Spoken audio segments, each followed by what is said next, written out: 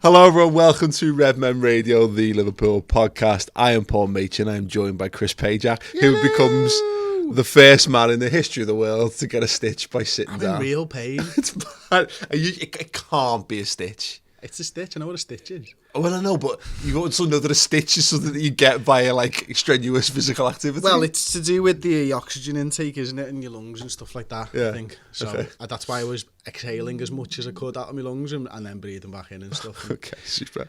We're going to kick off question. I don't know if that's the truth. This week comes via Steve Carson. I'm sure Twitter will let me know. Good mate of ours. Let us know, actually. Is it possible to get a stitch just being I mean, it is immobile? possible because I've got one right now. I mean, but what I'm saying is, if it's not possible, It's then possible. you've got something else, and that also needs addressing. These people might save your life here. This is true.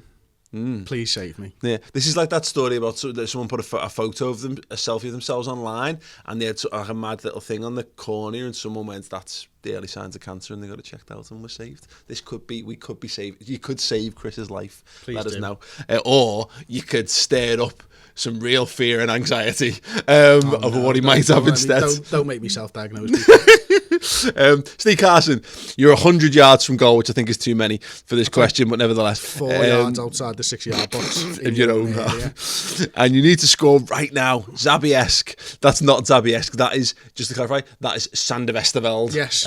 Yes. There's a current Liverpool player standing next to you. You pass the ball to him and he shoots. Ideally, who did you just pass the ball to and will he score? Again, if Halfway line. If we're talking, if we're talking our own 6-yard box, I'm going Sander Westerveld all day long because we waited. People will forget this. Do you know something we don't know here? Have Liverpool re-signed Sander Westerveld? Yeah, I know. I'm just the only player I can think of who I've ever known to be capable of that kind of thing because he came with that reputation and we always wanted him to score from his own area, but it never happened. Okay, so we'll say Zabby. Let's start a rumour that Liverpool has signed Sander Westerveld and he's now a current Liverpool We've player. got a couple of weeks before we can do that. We got Babel to Newcastle last transfer window. We can probably do the same. Go on, who are you going for? Okay, so there's 2 players that I sort of tossed up between. I went with Virgil van Dijk in the end. Ooh, yeah, I just like the way that he absolutely belts free kicks. Okay. And I trust him to be able to hit it hard enough that he'll be able to get it in. Jordan Henderson was the other guy because I think his long range passing is probably the best in the squad. Yeah. Crunch time, I've gone VVD. Okay. It's obviously like a driver in golf. Well, it's funny because we've done the Xabi Alonso challenge, and regular viewers on the channel will have seen the few of them that we've done. Most people go for elevation. I remember Jordan Rossiter doing it, and he basically just blammed it into the top bin pretty much. So there's a variation in technique. I like the Van Dijk shot if I'm honest, but it's not obviously he did it closer last season against Man City. If you're going to go with someone who's got the eye for goal, I'm probably going Salah. I don't want him that far away from the goal, if I'm honest, but I would don't look beyond the guy who scored 50 goals in a campaign. So I would have to be boring and go with Mohamed Salah in that regard. Outside of the box shouts, maybe like a Trent. Yeah, that's something. a good shout. That's a very good shout. I like Van Dijk, if I'm honest. I think that's the winner. Right, before we press on, podcast today sponsored by Vanarama. Need to make mention of this, Chris, because this is absolutely incredible. When you lease a vehicle with Vanarama, you receive £100 in Amazon vouchers, and even better than that, every time you refer a friend to lease a Vanarama vehicle, you receive another £100 in Amazon vouchers. Can you explain that to me one more time? So listen, go to Vanarama, lease a van, get £100 in Amazon vouchers, and when you're doing that, refer a friend, get them to do it, and you get another. What if I refer another friend? Well, and ad nauseum, Chris, do it until you have just literally got so many Amazon £100 vouchers that you can swim in them Scrooge McDuck style. That sounds great. That sounds pretty decent. Here's the thing. I think there's a misconception around some of this, and I had this. If I'm being perfectly honest, leading up to obviously I was partnering with Vanarama, is I just thought of them as being like the white van people. Like if you work on a building site, go and get yourself a van. It's not. I was astounded. The van that we used for the Champions League final was like, it was Pimp My Ride stuff. It was the van. It was the van. It was the best vehicle I've ever been in. So, you know, if you want to do something, if you're looking to get a bunch of people like minibus style, you want to hire something in that kind of regard, take a bunch of people on a trip or a road trip or whatever, then highly recommend it. It's not just about, you know, getting vans that you can load stuff into or whatever. It's about getting somewhere in style, and also do it and get loads of Amazon vouchers as well. Yes, Chris, we're going to be talking about Klopp's potential preference for senior players this season. We're taking a bunch of your questions as well later on. However, let's get through the news and brief before we do. You sat down to do the news show Tuesday morning. And Monday morning. And Monday morning. And Wednesday. probably until it's done. Until Liverpool sign a goalkeeper and an attacking mid. Alisson and Fekir. Let's start with the Alisson. There was just lots and lots and lots and lots and lots of Alisson bollocks doing the rounds, including the one, and this is peak Twitter. He's removed Roma from his Instagram bio. At time of recording, I haven't seen any proof that Roma was in his Instagram bio, but all we know is it's not there, and it stands to reason that he's removed it, and therefore that means that he's defo not. He might be joining Liverpool. It's true, Paul. I got no idea whether it was there, so I can't tell you whether he's removed it or not. All I know is that it's not there now. Mm-hmm. His agents also like that kit or that edit of him in a half Liverpool kit and stuff like that. And then you see, there's just so much stuff going around. But if this guy's that good and he could be a goalkeeper for a decade, then I do lean more towards the just pay what needs to be paid. But what I also said about goalkeepers, and I can't remember whether I said this in just in comments with people on YouTube, the problem with goalkeepers is you go and spend £70 million on Alisson and he drops an absolute bollock in a Champions League final and you've got to get rid of him. You know what I mean? And we should probably count ourselves lucky we paid so little for Karius. And look, I know there's nuances to this point I'm trying to make, of course, because you'd argue if someone's worth more money, then they're just better, aren't they? But this is the thing, is that there's going to be a lot of pressure on that guy coming in regardless. We actually did the Transfer Latest podcast on Monday. Thanks for everyone who obviously listened to that one or watched the video version. If you want more of this kind of stuff, obviously we do 2 transfer shows of the week at the moment. There's the Transfer Latest on a Monday and there's the Reds transfer roundup in midweek with Steve Hoare. We talked a lot about the goalkeeper merry-go-round in that, and I do wonder whether we'll see, once we see a touch of movement on that, you might see Liverpool emerge in the transfer market. Could be dominoes, couldn't it? Yeah, because again, we just don't. At the minute, we've talked about this, but Alisson, we know he wants Real Madrid. When that option closes off, we might be able to truly gauge his interest in a Liverpool move or not. Once he's not got one eye kind of looking over there and he's able to squarely look across the negotiation table at you, that might change things, and maybe we might just see someone become available. It's kind of crazy that there's nothing really concrete there at the moment. This is where we're at, and we'll come on to Fekir now, is that in the absence of solid information, we are living off scraps at the moment and trying to work things out, and we should all just be able to just ignore this really to the best of our ability. Liverpool are doing live training videos, watch them, come and have general discussions about the Reds instead, watch highlights from the pre-season. We're looking at Fekir now, so this is a week where we've had Alisson's agent liking things, the Roma Instagram bio thing.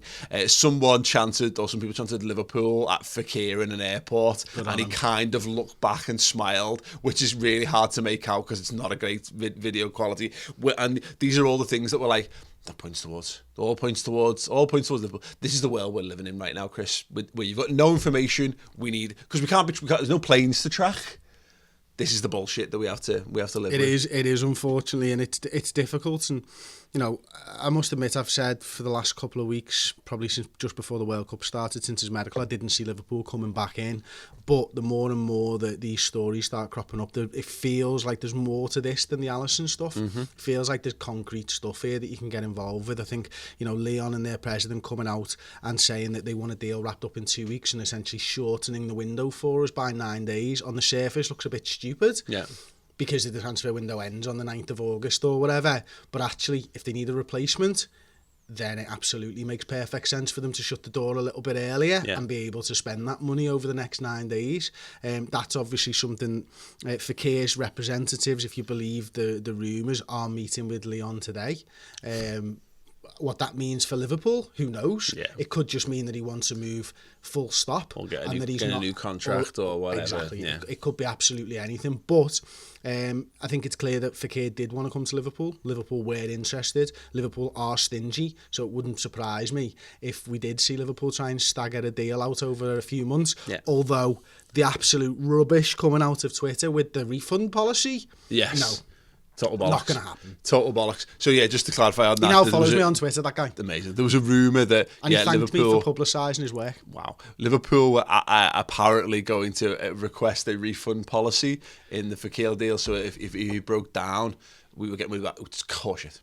Total and utter horseshit. The thing is, I'm going to do this with everything now. I'm going to go into my phone shop and be like, can I make sure that I can get a refund if it just stops working? I mean, that's what you warrant. That's called a warranty. But it doesn't cover any of the stuff that's happened to my phone, does it? To be fair, absolutely. A proper one where it's like, well, I want a refund for me dropping the phone and standing on it. Yeah, absolutely. Which you did. Which I did in the Champions League fan, and then I skated on it, which is why it's all scratched. Yeah. So we'll know more as and when we get a bit closer to all this. I've said it before, it doesn't take a genius to understand that we're probably going to see, if we're going to make movements, the most likely movements we'll make will be in the next week or so.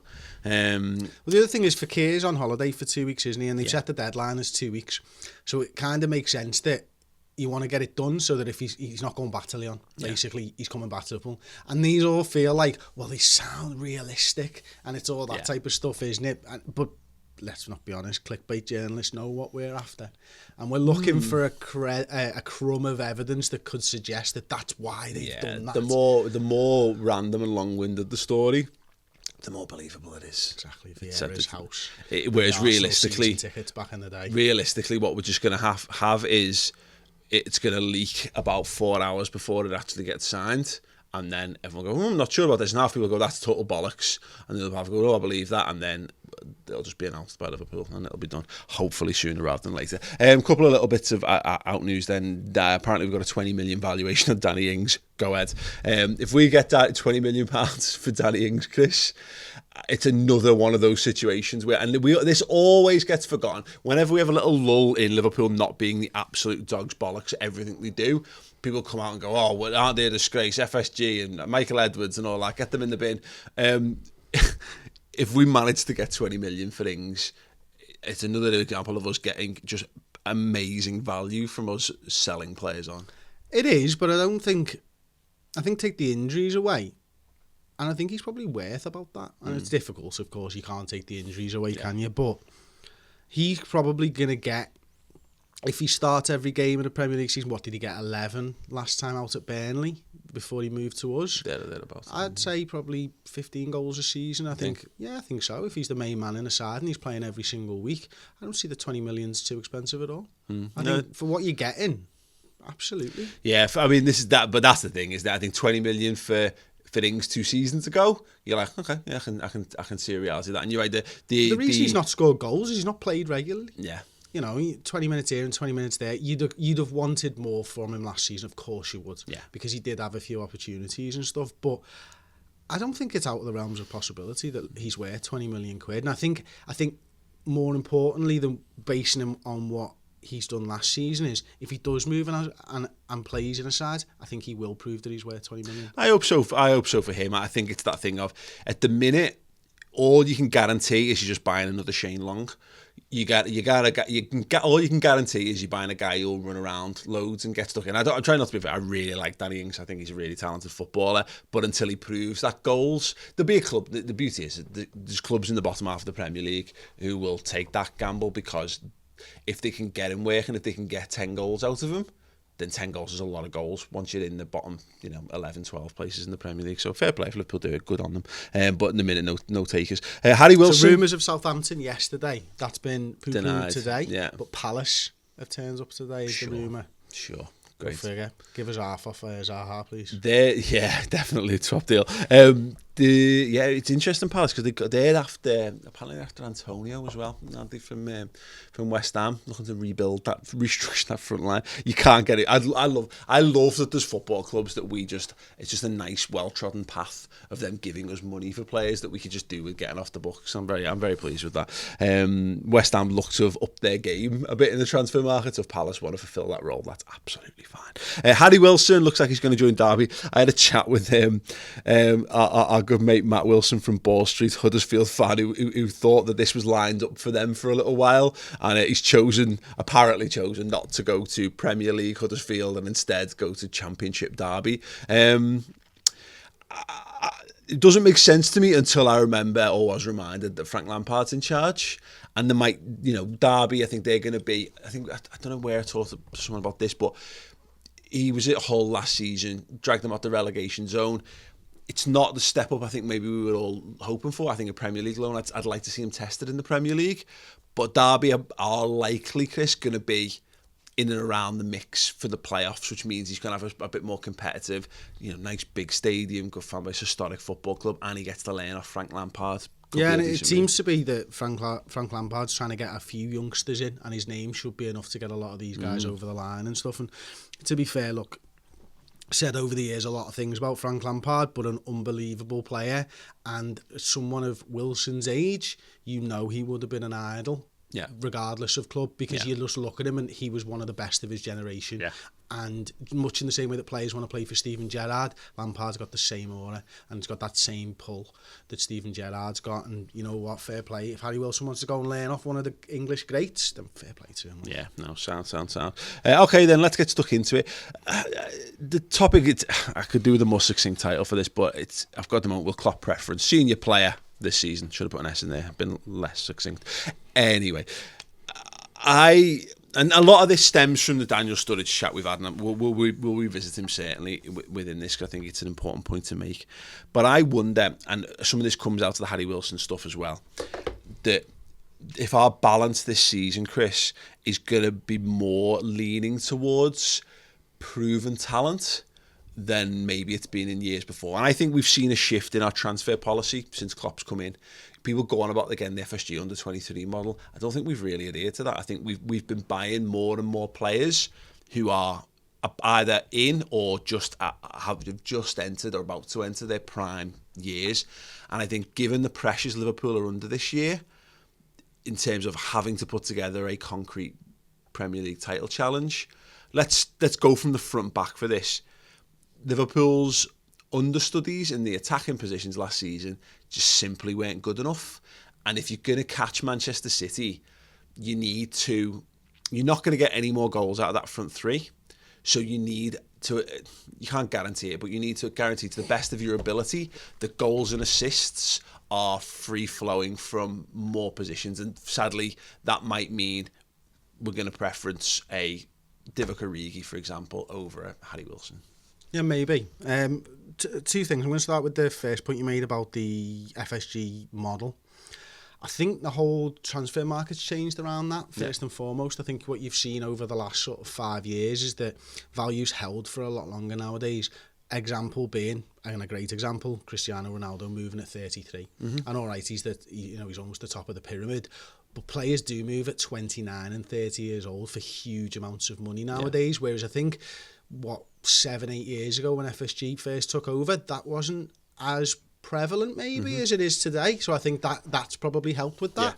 And secondly, I just think you're kind of right on the rest of it. I think, we saw with Solanke last season, 1 goal from him. We saw what Origi was able to do over at Wolfsburg with his 7 goals over there. It's important that Liverpool don't have the same kind of September and October, I think it was, when the Champions League first started up again this season. Because if we're after a Premier League title, and whether we think we can do it or not, that's Klopp's aim. Yeah. And that's what he will be aiming for. He knows that he can't get away with draws during those games anymore, and he saw the limitations of his squad. We go and beat Arsenal 4-0. I think the next game did we get beat 5-0 by Man City in the Premier League or something like that? Then there's a couple of draws, a couple of poor results. Obviously got some Champions League games and we get tonked by Tottenham 4-0, and then we started to come out the back end of it last season, didn't we? And it was that real period there where we probably lost 15 points on Manchester City. Yeah. And it was a 25-point gap come the end of the season. Yeah. So we've got to be able, especially this season, especially with the World Cup going on and every team having to almost deal with main players coming back and not being a part of the side. You kind of, either you're trusting your kids from week one, or you've got to make a decision on it. And I think it's too important a year for Liverpool for them to be able to take too many risks with regard to young players. Yeah, exactly that. And it's interesting because we're seeing Sturridge obviously in pre-season, and there's no getting away from it. Look, we all know, no sense of us having the conversation about Daniel Sturridge's fitness issues. They are what they are, but you can't escape the fact that of the players that we have in that squad, and look, Klopp's right to say it, you know, and I think we've been quite clear on certain situations with regards to transfers. Like I think he says, doesn't he? Like the kids, the conversation with kids and the conversation with senior players is just a different conversation. Like we don't talk about the senior players like finding moves for them. That's not how he builds. They're our players. The squad. Exactly. We look at them and say, can we get them? You know, can we get them fit? Can we get use out of them? And then they make the decisions off the back of that. He's basically saying like he's happy with the squad. He's looking to add to his squad, not make his squad smaller. Whereas the young players, they have to look at their development and they have to decide what's the best way to get them the games they need to make them either first and foremost useful assets for Liverpool, but secondly, if you can't, how do you then make them as valuable as possible to then buy assets that are useful for Liverpool? And the Daniel Sturridge thing, I was looking into it, and I think what we're going to see is it's almost like we don't quite know in terms of a numerical value how many players we're going to hold this season. But when you look at them, the players that are lined up there, I think it's very clear that we just have far too many players who play in that centre forward position who don't quite have the versatility that we're maybe looking for. And when you line them up in terms of that goal return, Chris, you know, we know Ings is going to be kind of portioned off and pushed over to one side. I don't think he would be. No, I agree. By the way, yeah, I think it's been publicised and Klopp likes him, but it maybe in some regards Ings kind of makes this conversation a little bit easier by taking himself out of the equation. But if you were to line up Solanke, Brewster, Origi and Sturridge, and you put them all alongside, you get them in a squawker stack comparison or whatever, Daniel Sturridge is going to come out on top in all of them, and Divock Origi is going to come second, because these are both, you know, Origi 23, Sturridge is about to turn 29 in September. They're senior players, and although you could argue that neither of them fit our style of play, this season in particular, do you take a gamble? Would you rather have lads who fit your system but don't score goals, or lads who don't quite fit your system but do score goals? I don't know. I think I'm basing this off the fact that the World Cup's happened, and you know we've got players coming back late and stuff like that, and you know players who won't have had a full pre-season under the belts. And you look at the lads like Divock Origi, and you look at lads like Daniel Sturridge. You've had a full pre-season. Klopp rates that very, very highly. Mm-hmm. You're looking at maybe not getting players back for a couple of weeks into the season, a lot of teams around the top six, and you think to yourself, why wouldn't Klopp just say, listen, let's see what game time you get, because we've got a lot of games coming up, we've got 2 cup competitions, we don't want to go out to the League Cup as early this season, we want to go far in the FA Cup, we want to try and win that, and we've got the Champions League games and the Premier League. What about January, lads? Judge me on January. If I haven't given you the game time or you're not involved in the setup, then let's get through this really hard part of the season where everyone's going to be struggling, and let's not lose any ground to any of the teams around us. I totally agree. I think this is the season where, because I think the big issue you have in holding big squads is how do you juggle things, and we will have issues, but I think this is that season where that job's never been easier than it is this season, because you're going, all you lads who missed out on the Champions League final, bear in mind, like, again, I mean, Daniel Sturridge wouldn't have been fit for it per se. Well, maybe he was, but you know, doors, isn't it? But yeah, exactly. I mean, he still wouldn't. There's a few of these conversations. You know, look what we've done. You want to be involved in this? Would you rather be a bit part player involved in something mega for this club, and you don't have to buy a new house, or do you want to go and be a more prevalent part of a side that's going to scrap for relegation or do fuck all? Well, that's an easier conversation. There's also the point that you're alluding to there. There's just going to be a lot more rotation this year. There's going to have to be, because players are coming back with their fitness levels all over the place because of the World Cup. And as you say, looking to challenge more competitively on the other fronts. We saw that we let ourselves down with depth because of the League Cup and the FA Cup last season. In fact, apart from the season we got to the final, the League Cup every season under Klopp so far. And when you get to the business end of the season, even we're gonna need, because we saw it last season, there's just going to be games for players, and we're gonna need options. And I just think this is a season where I don't think we're going to cut off our nose to spite our face. I don't think we're going to go, well, how are we going to manage these egos? How are we going to manage such a large squad? Well, fuck it. If someone ends up with no games, I'm dead sorry. We play for Liverpool. Yeah. We pay your wages. Yeah. That's kind of it, isn't it? Yeah. You know what I mean? And yeah, that's kind of the point, is that there are rumours of players going out, but are they strong rumours of Sturridge going out? Are they strong rumours of Wijnaldum going out? Are they strong rumours of Divock Origi going out? No. Now, we're saying on the other side of the fence, when we're looking to bring people in, there's loads more rumours about bringing Alisson in, and even then we're saying, well, it's probably unlikely. Yeah. These lads aren't. There's 3 weeks left, and no one's coming in for these lads at the moment that we know of. It might be that we've put a not for sale sign up. Yeah, and to be fair, you wonder with some of those lads, you might see the like of an Origi, for an example. He's got all the hallmarks of, and Solanke, I think Origi and or Solanke, that last week of the transfer window. Maybe they're the ones where someone comes in and goes, "Oh my God, we've got no goals on this side. What are we going to do? Who's on the list? Filter by interested." Yes, Origi. But then equally, it might be, hang on a minute, Liverpool didn't get the Fekir deal over the line, so we need someone. Yeah. And if it means we might have to go 2 up top to fit those players in because we didn't make a signing, then we need players who can do that for us. The thing I think is really interesting, and this could be completely disproven. This will all be largely disproven by us just selling Daniel Sturridge finally. And if it does, fine, because it can put this conversation to bed. I can stop worrying about it. But I look at Man City last year, and Gabriel Jesus is who that side is built to function around. Now, of course, its legacy has got Aguero at the pinnacle of it, and Aguero is a phenomenal player, so he makes things easier. And I'm not saying Sturridge and Aguero are the same player, but I wonder whether Jurgen Klopp will have looked at that last year and gone, their main man missed the vast majority of the season again, and Aguero just stepped in and scored 20 goals. And I wonder whether he's just thinking, what are my alternatives? What am I going to be faced with? If you're going to fall down, if you're going to be left with someone in a pinch. He's changed things every season, Jurgen. Mm-hmm. Like, last season was the first time we really saw him rotate heavily at the start of the season, wasn't it? Yeah. Because the year before, we failed in the January period, wasn't Yeah. it, the year before? And so he's learning constantly on the job what this league is about and what these lads are about at Liverpool Football Club. And he will change again. And he has to. Do you know why? Because he hasn't won the frigging league. Yeah. So he has to keep changing. He has to keep evolving. He has to keep just changing slight things here and there. And it might be a big regret of his letting Daniel Sturridge go out and letting Origi go out last season. It might well be a big regret. Yeah, and that's the thing. I look at it and I just think there's a real. Let's use an example of Roberto Firmino as well. So we don't know what kind of condition he's going to be. He's going to come back in midway through the. It's going to be perfect. That's the condition he's coming back in. Sure. Like his mad blonde hair. He's going to come back midway through the US tour, and we're gonna get an idea of him.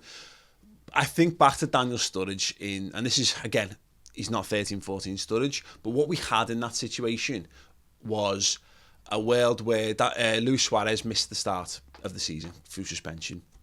But we had Daniel Sturridge, and his goals kept us ticking over till we got our main man back, and then we clicked into overdrive once we could get both of them on the field, and we could do what we could do. Now there's a case where it's you've got Mane, Firmino, Salah. You've actually got 3 guys who are doing that job, and maybe you can jinx things around. So you put Salah up front and you play Shaqiri. Maybe this just isn't an issue. Just isn't an issue at all. But there is something, I think, just having a guy there who, and bear in mind, Origi fits into this as well, because he's done this for Klopp as well. No one could accuse Divock Origi at any real point, apart from maybe in the Europa League games around that period and the run to the final, of being right for us. Our big criticism of Origi was always, it doesn't suit what we do. He scored 5 and 5, but he doesn't suit what we do. There was talk of breaking Vardy's record, wasn't there, one year? It was. It's just, you know, but this is the thing, is that I think this is the season where, more than any other season we'll have under Klopp, I think we will compromise. And compromise doesn't mean that there's negative a thing in this connotation.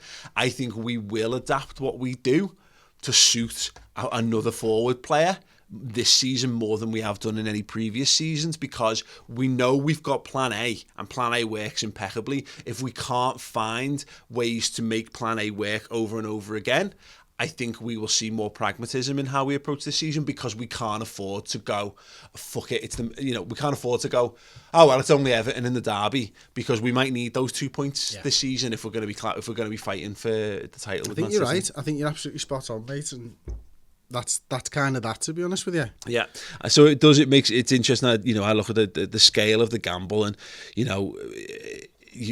the biggest gambles remain over Solanke, Wilson, Ojo, Brewster, all these lads who haven't really done it at senior level.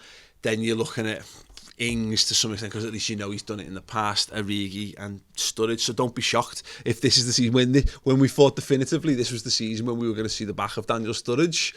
We could end up in a world where he has this mad renaissance as a footballer, and I've got genuinely no problem with that. And if it means we get the goals that we need to fire us up there, I think there's also something else to consider. We've talked about tiredness from the World Cup, lads. I'm pretty sure I read somewhere, and I'm sure people will correct me if I'm wrong on here, but the chances of injury after a World Cup season go up massively as well, don't they? So we've talked about options whereby you're missing Firmino for a game or two. We could miss one or two of these lads, and you've got to be able to plan for a long-term injury for these guys because of the football they've played in the World Cup. And this is the thing. I just think we're going to double down on squad depth as much as we can. Now, there's probably a counterpoint to this, which is about how many players you can register in the squad, which definitely warrants investigation. It's not something I've factored into this, of course. The only other side of this is that, and again, it's why I wonder, it'd be interesting to see who we loan out of the younger options, because, and I think Harry Wilson's a sense to this conversation as well, is we might have touched lucky that there's a generation who've just been promoted to the under-23s who are, I think this is our most talented crop of players that we've had in a long time, that we can let the lads go who are like age between 20, 21, 22, we can let them go and get a year of development, because they absolutely need to be playing senior football, and we won't give that to them this year. But if push comes to shove, we've now got the aforementioned Ryan Brewster, Curtis Jones, and maybe Raf Camacho, who you're not looking to start, but if you have a crazy injury crisis, or you're in the League Cup and you need to put a few on your bench, these lads have got enough talent that you're not putting a bunch of absolute fucking no marks in your side to balance it. And that's maybe how we do strike the balance with this squad. Senior squad is experienced, and then we probably rely a little more on a younger generation of players. Yeah, and it would be nice, and I think Klopp's been working towards this since he came into the club, where we do have a developmental strategy for all the young lads. And what I mean by that is, when you've got lads who are clearly talented and who Klopp highly rates, like the likes of Ryan Brewster, you've almost got to create a space in your squad for his development because of the level of talent that this lad has. Yeah. But for those other guys who maybe aren't the superstars of the under-23s,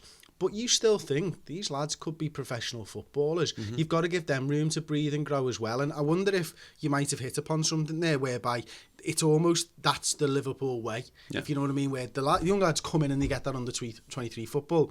The under-23s go off and develop, and you see the sort of final stages of their development from afar. You bring them back in, and then you make a decision, good enough, bad enough, let's move on, stick with the first team, you're going to get minutes this season. Yeah, well, I think ideally, let's be honest, you give yourself the opportunity to hit upon those once-in-a-generation talents who at 17, 18 are just good enough to play in your team. Trent Alexander-Arnold's a good example of that at the minute.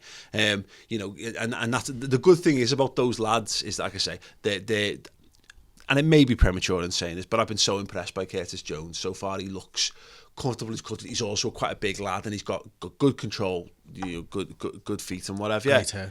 Mad. No, he's got terrible hair, but it's terrible. But the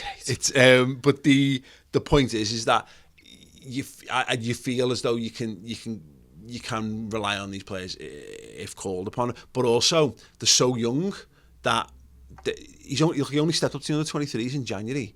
So a season in the under-23s is not going to do him any harm if he doesn't get any first team football for Liverpool either way. Like, so I think that it'd be interesting to see how we do balance the squad this year, because I think there's defo some interesting stuff going to happen, and different maybe to what we've seen so far. Paul. Thank you.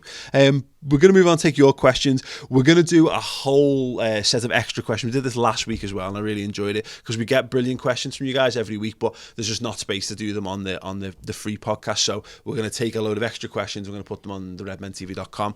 Perfect chance for you to sign up if you want to do a bit more of this stuff, if you want to get transfer stuff in depth and detail, loads of the conversational stuff, and also coming back this week is stats and tactics. So if you want to get more in depth and detail on how things work for Liverpool on the pitch, Chris is covering that stuff from this week onwards. So yes, perfect time to go and sign up for your free month on the redmentv.com. Anyway, one more thing before questions, Chris. Yeah, Dublin. We're doing a live show. We're going to do a live show in Dublin. It's going to be amazing. I cannot wait for this.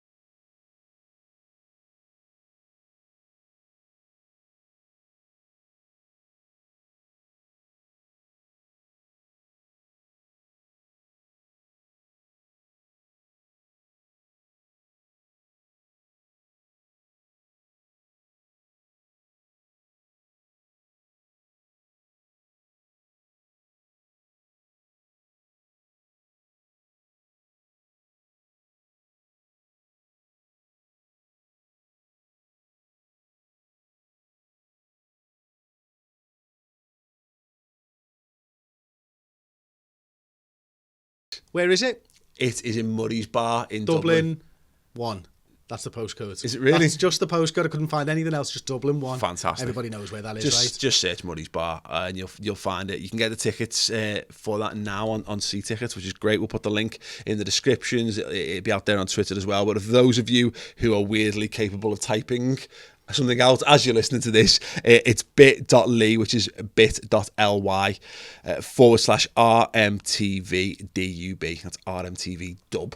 And they have to be capitalised, I believe. Yeah, sure. Capitalise them like a motherfucker. And get involved. We're going to be doing live chat, games, debate, getting yous involved, having a bevy and a chat. Loads of bevies. Yeah, and we've got live music as well. So those of you who saw the clips from the last show we did, the back end of the season with sound, it went off big time, and it's going to go off big time this time. I can't wait for that. So yeah, we're coming over. We're coming over on the ferry. Which the last time, Paul, we went to a ferry to Dublin. I vomited horrendously. For 8 hours. Yeah.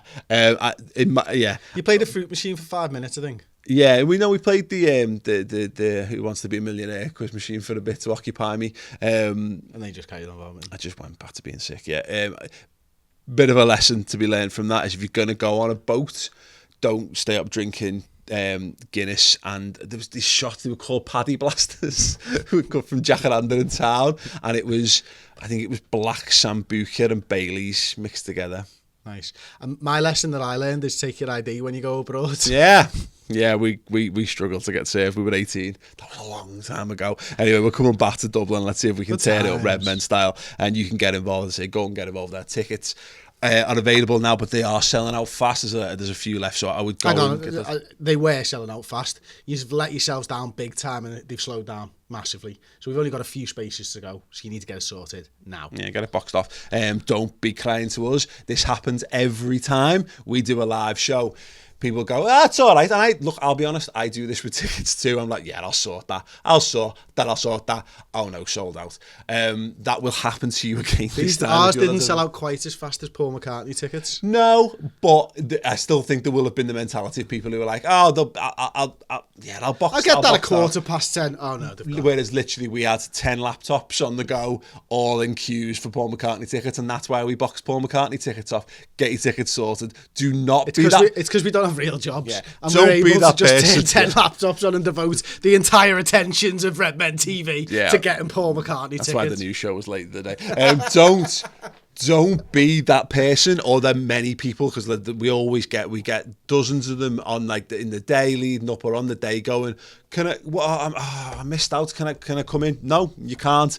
Once the tickets are gone, you will not be getting in. So get your tickets boxed right now. Other than that, Look you're at me, going to Lauren. be in a world of Look at trouble. me. Are we on me? Yep. Sort your lives out. Get it sorted. Buy tickets for Redmen TV Live in Dublin. You will not be unhappy with your decision. Perfect. Visual. No, that's one for the people watching the video. Audio. Buy tickets now. Okay, question time. Christopher Prowse, OC Prowse. Can you please? OC Prowse. Now Is is it that for everyone? Okay, sounds. Or is he OCP Rouse? I mean, we've got a say. OCP. The company that made RoboCop. Can you please say something to calm my nerves about the next season? I feel this will be a harder season than the last, which was my favourite season since Istanbul. The positivity of last season rocked my world, and now I'm scared that I might be a long time until the next time. I feel he fell apart a bit at the end of that question there.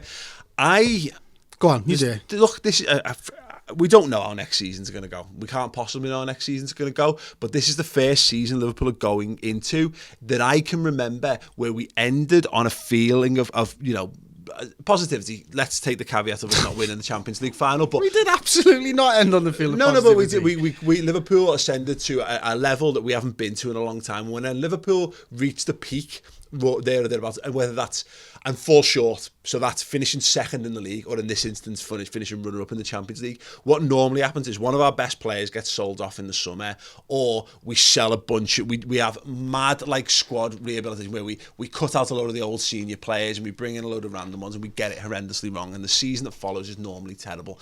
And we always think it's going to be okay, but in hindsight, you can look and you can see how those seasons end up getting constructed. There's just no sense that that's happening this time around.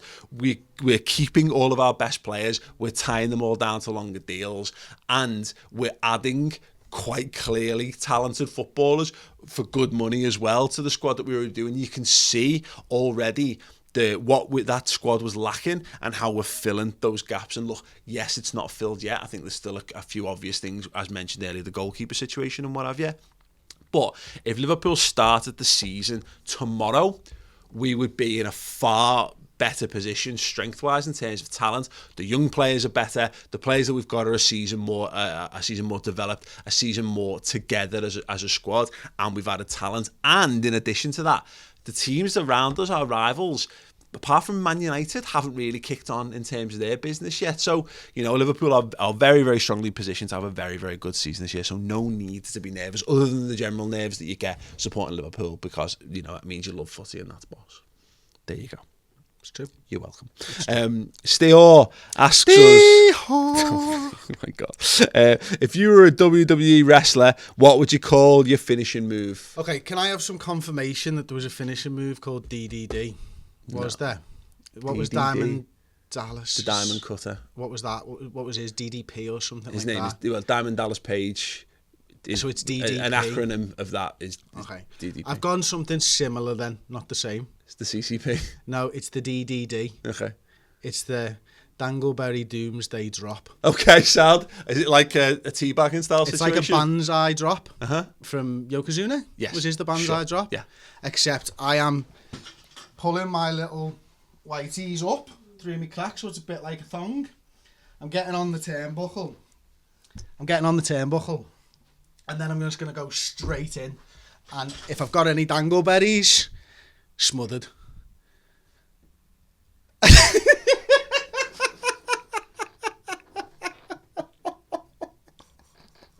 Wow. The Dangleberry Doomsday Drop. Wow, I've put no. I was just gonna wing this one, but now I totally fucked me there. Like, how the hell do you follow on with that? No, I've got nothing even remotely that comes close to being able to answer that question. Sound. Thanks, Steve. I hope everyone's pleased with that answer. Josh Taylor, 17. This is a belter of a question, actually. What sport would be the funniest to add a mandatory amount of alcohol to? Anything on ice. Absolutely anything on ice. I'm thinking speed skating because those are really sharp, aren't they? And there's always loads of crashes where you take people out anyway, and these are like the best in the world doing this sport. Sober. So anyone doing that drunk's brilliant. Anyone who I think that the curling in that instance, you've got weapons. That's going to team. And to be honest, the Scots are always amazing. Well, the Scots are already amazing at curling, but you're giving them massive stones and brushes and bevies. Carnage. Well, three. Yeah. So I'd be bang up for that. I'm not sure there's many sports. The only one, and in terms of pure safety, I think we can discount the motorsports because you get behind a Formula One car bladdered. I mean, let's be honest, the vast majority of people tune into Formula One for the crashes, so at least you're going to guarantee that.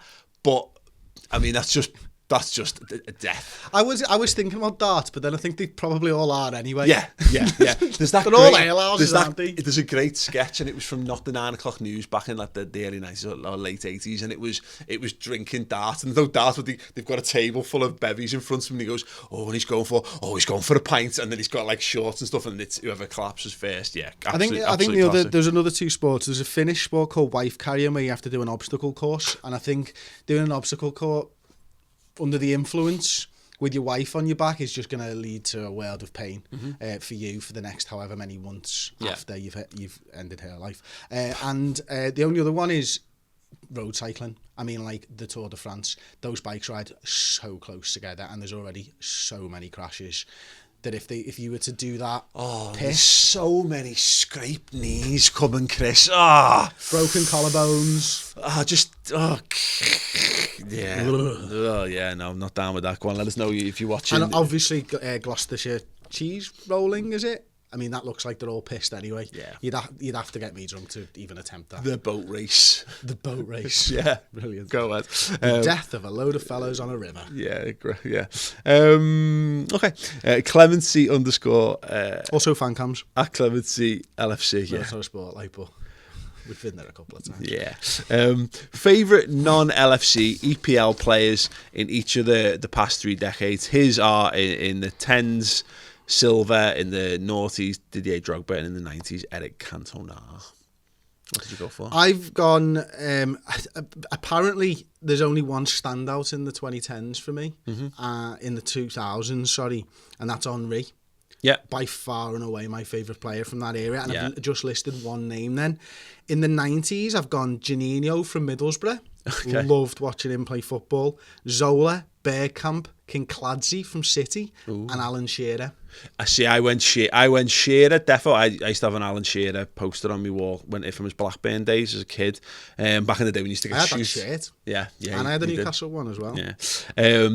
Thierry Henry, totally agree for the noughties. Just those players. And I think it often ends up being, quite simply, the player that's just the best player in the league, isn't it? And I think Bergkamp's a decent shout in that regard as well. Like, you like others, but there's some that transcend club rivalries, and I actually agree to some extent. I think Cantona's a decent shout. It was tough.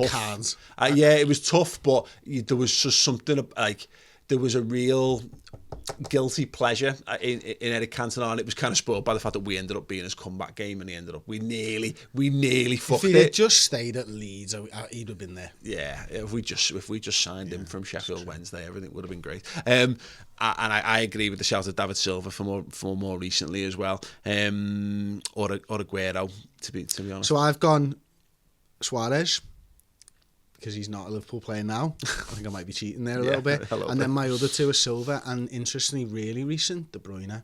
I just think he's playing at a level that maybe even Silva didn't reach. Yeah, it's interesting. And it just as an aside, I thought I'd do it in terms of goalkeepers as well. It was Schmeichel in the 90s, Cech in the noughties, and then probably De Gea more recently as well. In terms of goalkeepers, I look at and go, Petr Cech was just unreal. Understandable, That because they had Carlo Cudicini in goal, and he was the best goalkeeper in the Premier League, and they upgraded on him. And he basically never got a game for them again. And with Czech, and he was even better. Absolutely class. Perfect. We're going to wrap that up there. We've got more questions coming up, as I say, on the redmentv.com, including from Alan Tobin. Why do people tweet Tony Barrett and ask him if we're going to sign anyone? We're going to be picking out WWE/WWF Superstar 11. Which of the Redmen TV? Yeah, we've got some stuff about the Redmen TV. Cast and crew, friend-style sitcom with Liverpool players, and what does a 5-a-side Redmen team look like? So get over to the redmentv.com. Overweight. More. Yes, slow. Yeah, tight around the lower part of football shirt. Get over to redmentv.com, sign up and check that out. And as I say, other than that, get your tickets bought for Dublin. And and if you're around, I won't be doing the podcast next week. I'm going to be over in New York, so come and check me out. I'm going to be filming a live show in Carragher's Bar on Wednesday, July the 25th from 1 p.m. local time, ahead of the Man City game. So come and say hello. That should be good fun. Other than that, thank you for watching, listening, and walk on.